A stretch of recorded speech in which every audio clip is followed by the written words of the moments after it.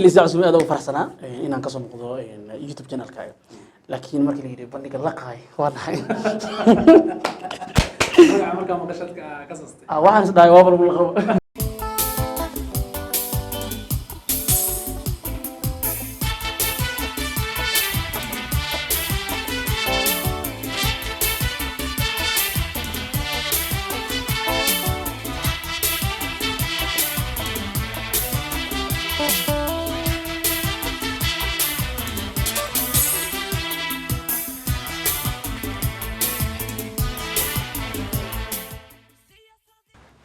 kulanti wanaagsan daawadayaal ku soo dhawaada channelka bandhiga la qaaye oo aad hore uga barateen inaan waraysiyo kala gedisan oo la xiriira dhanka sooyaalka dadka saameynta ku leh bulshada Soomaaliyeed dhexdeeda oo aad ku soo waraysanay wariyaal iyo jilaayaal balse ka rogo laba saar caawa waxaan marti inoo ah Maxamed Biibshe oo ah fanaan wariye waxa dhanba isku wato ayaa caawa barnaamijkayaga ama channelkayaga bandhiga la qaaye marti inoogu ah بيبش سودو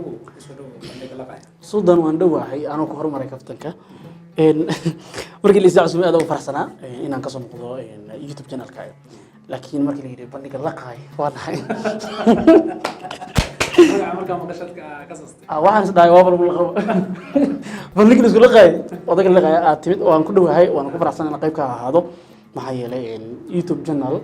loo abuuray in ay yimaadaan dad quality-goodii laga fikiray wax qabadna lagu soo bandhigo waan ku dhawahay saaxiibada qiimo badan salaamiya dhamaantoodaba iyagoo aan leeyahay kuwa aniga hadii la koobsaday channel-kooda cusub inay soo dhawaadaan subscribe like share comment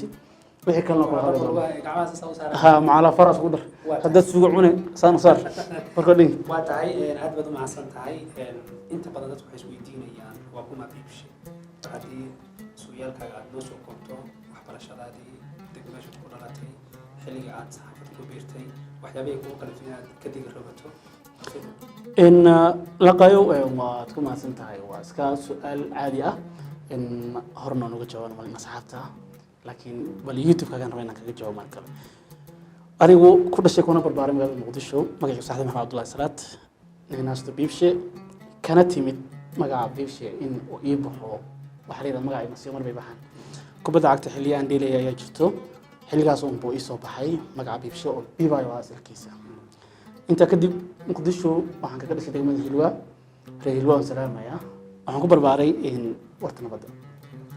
ee u yaqaaniin dadka hore oo tahriibay ama meelaha magaalada garan waxa loo yaqaanaa wardhiigley laakiin warta nabadda la yiraahdaa sidiba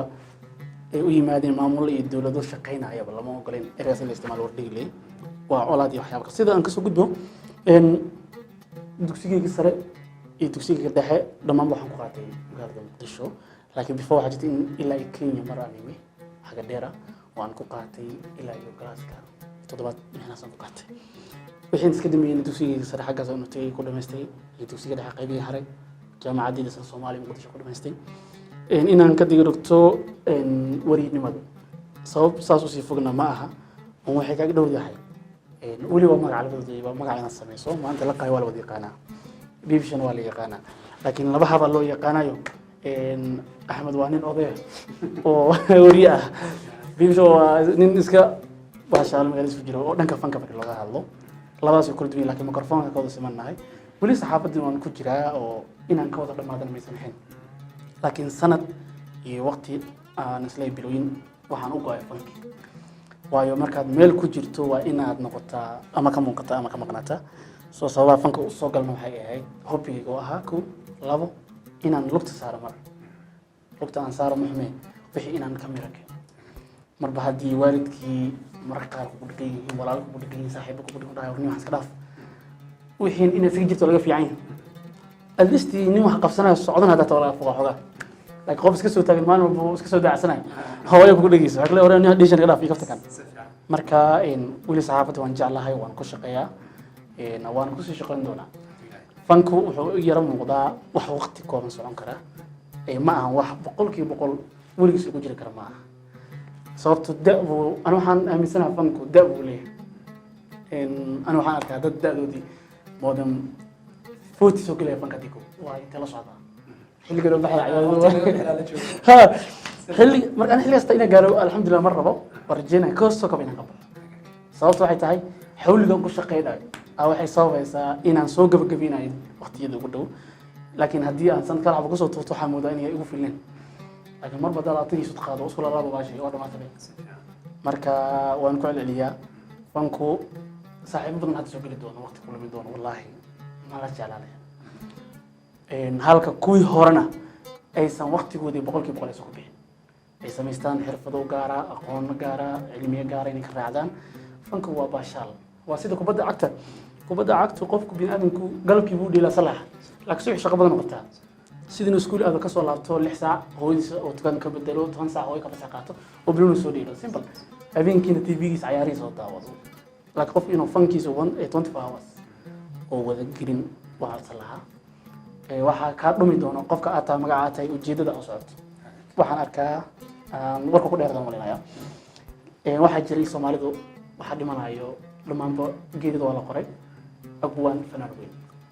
oo la leeyahay inuu dhintay dhamaan baa lama u naxariisto laakiin waxa yar moodaa hanti kama tagin baawari gawaar midna kama tagin haddana waqtigoodii badi waxay geliyeen fanka simple waxa ugu fudud ninka tukaanka geliya 2 sano kaliya hadduu jaanis u sii tukaan inuu furo wuxuu awood u leeyahay 5 tukaan furo nooc kala degmo ah fankuna waa noocaas fanku waa in aad sameysaa heer oo gudub leh oo sanadba sanadka kale ku dhiiba laakiin sanadkan hadda taagmid mid baa la jira la jooga sanadba isla meeshii taagan tahay waxay ka dhigan tahay meel lagu socotay maanaam gud baa noqonaysa waa tahay saxaafadii waadiga ku hormaray oo intaan fanka yani intaan soo gelin fanaan intaan absolutely maxaa waa isku fan markii la yiraahdo saxaafadii waa artist markaad isbarbar dhigto balka waa saxaafadda iyo fanka fanaanimada horta labadoodu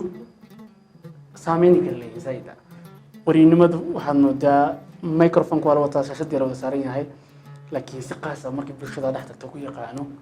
sidii ku dareen gelinaya marka fanaan tahay ma aha markii ku arkaan adoo fanaana oo dadkii ku jeclaa wada ka daawan jir ku arkaan absolutely waxay muujinayaan inay aad u faraxsan ku arkaan sawir kula qaadanayaan taasoo dareenkaaga shucuurtaada marka u siyaadinayso himilay han kalina abuurto laakiin marka tahay wariye farta un baa lagu saaray la qayo ka hadlo la qayo TV-gan oo joogaa inta soo soo sheegada laakiin in lagu wado heesaga lagu luqeeyo TikTok laga duubo macna waxa tahay waa ka saameyn badan tahay meesha shalay that's the way aan oo leeyahay waxa marka ducada marka la qayo soo gur fanaaniinta fanka soo gur soo soco waa tahay wax walba xirfad walba la qabanayo waxay leedahay caqabado u gaar ah markii aan ku horeyno dhanka wariyanimada caqabadii aad kala soo kulantay bal haddii aad la wadaagto taageerayaasha dhammaan bulshada Soomaaliyeed daawanaysa run ahaantii adduunyadu ma jirto shaqo la qabtay oo bila caqabad ah ma cid doonta noqoto dhakhtarka aragtay gabadha qalin ku sameynay howlo badan ka maraa isagoo xirfad la waleysteen juhdi badan ma galo xidid ilaalin dhiig inta ka ilaal qara 50-50 way u dhigantaa marka qaar markay galeen shaqada xitaa waa aragtana in la saxiixo contract iska sii hadlaya hadii dhimato nasiibka warinimaduna caqabad badan leedahay oo qarsoon laakiin waxaan daawanaa waxa baxaya markaas barnaamijkaasi caqabada ugu badan oo kale wariyo la kulmi karo misateeda kuwa wariyo ku dhacda dankooda si guud ah ka hadlo oo wiilasha ay ku dhacdo xifso Soomaaliya ku armay badan walow laakiin hadda ilbaxnimo iyo la dareemay qofku talentiga la wada qaataa hataarko laakiin xiliyadii aniga naftirkeen soo galay saxaafadda yar waxa jirtay in hebel oo aad ka wanaagsantahay ama yani hebel ka wanaagsan baa waxaad arkaysaa meel soo qalmin joogo sababta ku joogana ma aan sabab oo ku keensaday dadaal dheer ma noqonayso noloshu saxaafadeed marka la yiraahdo caqabadeedu aad u badan fanki ka adagtan aaminsana way fanku wax saameyn ma leh fanku waa haystay waxaad u baahan tahay inaad aroos kaga qaado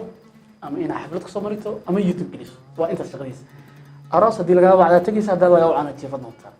show cidaad garanaysaad u heysi doontaa YouTube-na lagama xigo cusmaana samaysanaysa hadda gelinaysaa waa meel loo sameeyaa laakiin saxaafadda looma sameeyo saxaafadda absolutely meel loo sameeyo maaha waa meel gaara company waa business so company-gu badanaa kuwooda horumarna waxaan ku aragnaa inta badan inay yihiin kuwo kala duwan loona qaato quality iyo tayadooda laakiin xirfadnimadu iyo mataqaanaa qof liidida gacan bidixinta unbaa saxaafadda ku badan qolkiiba laakiin waayii dambe laakiin aad looga kabanaya waa tahay nolol kasta dunida guudkeeda saaran waxaa jira wax uu la yaabo ama fankii adag haddii aad fanaanimadii ahayd haddii ahayd dhankii saxaafadda waxyaabay kugu yaab badnaa muxuu ahaa la kulantay run ahaantii waxay igu soo kortan malaynayaa dhanka saxaafadda iyo art fanaanin xirfadaha kala gedisan run ahaantii horta shaqooyinkaa soo qabtay shaqooyin aad basiid igu ahaa sababo la xiriira in aan waqti fiican la soo kulmo iyo maskaxdaydu yara fududeed wixii markaas la tuso qoraankii qaban jiray مثلا كاميرمان soo noqday editor soo noqday barnaamij soo saar soo noqday in aan channel mas'uul ka noqdo dhan oo baxayo 24 hours wax ka soconayaan inta ba astaan ka soo qaftay halkan ka talaabay guud ahaan saxaabtayda in kadibna wariyaan u imaado positionki warinimadii baa hadana waxa ii toorta daaqad soo celisay maleen fanki toorta xageed waayo waxa jirta meel ugu soo xiran oo aad wadayso ilaa last waxyaabaha ugu yaabka badan waxaan dhihi karaa tusaale marka wariyada oo kale oo aad camera qaad in Soomaaliya kaada kama hadlayna caalamka kale marka camera list tisli ama tusaale xamar meel kamid ah barnaamij aad rabto inaad soo xirato al-STVs xirashada barnaamijku waa 15 kala guud ahaan waxa ka mid ah hebel oo kale waay intaan ku soo meerina mikrofoonka la dhax qaadina bulshada reer isli oo weydiin su'aalo noocaas intaas ma sameeyay والله صوت طبعا كاميرا نور فرنا نسكر حق مركب قارب حكاس يشتغل قارب ميكروفون كي يربين مقابلات سيك وقسان ها أنا وحام مرة ما لح ستونكا نيم برنامج حرنا يعني عايزين نقول شقينا يقوين كان تي في دن وين كا كينيا ولا كينياتي بدك مشغولة ملك ولكن مرة يا والله في سم بدك قارئ أصغرنا يامبو وقف كلو وجود درس قال شعلنا حكمر مركز سومالي تقول بحواي هذا اللي جعلنا كاميرا